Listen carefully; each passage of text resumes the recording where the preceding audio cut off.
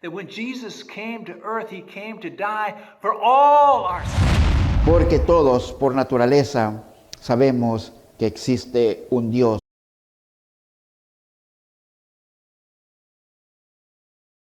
Chapter 16, and this story relates because at the end of Jesus' teaching, in Matthew 6, he says, "No man can serve two masters. Either he will hate the one and love the other, or he'll be devoted to one and despise the other. You cannot serve God and money." You cannot serve God and money.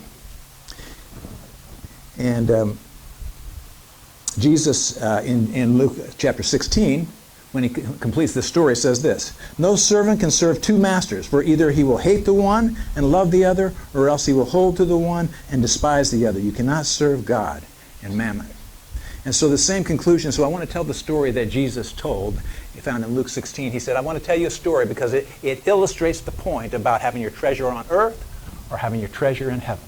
And he said there was and it's a crazy story. Jesus said there was this sneaky money manager. He was they call him the unjust steward, and his boss said to him, "You know what?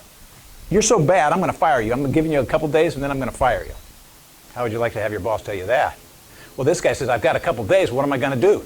And so what he decided to do is, I'm going to go around to all my bosses, the people that owe my boss, and I'm going to cut what they owe him. And so he goes to one. He says, "You owe 100 flax things of oil, make it 50." He goes to somebody else. "You owe some wheat, 100 things of wheat, make it 80. And so he went around to all of the people that owed his boss, and he cut their prices. And he said, "You know what?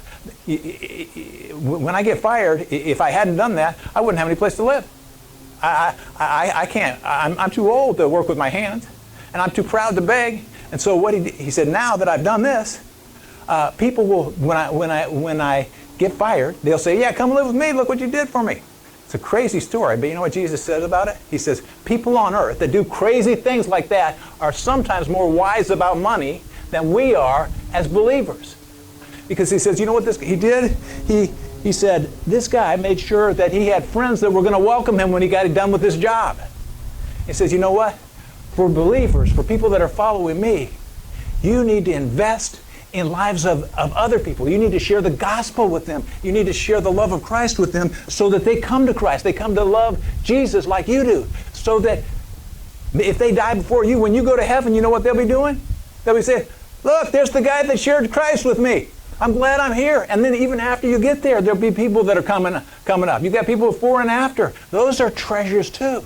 And Jesus said, look, don't follow this unjust steward's example, right? He was crooked, but follow the line of thinking that says, you know what?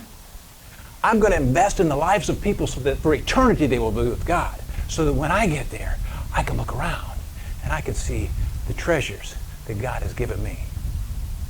And to present us faultless before the presence of His glory with exceeding joy. To the only wise God, El único Dios sabio, our Savior, nuestro Salvador, glory, majesty, dominion, and power.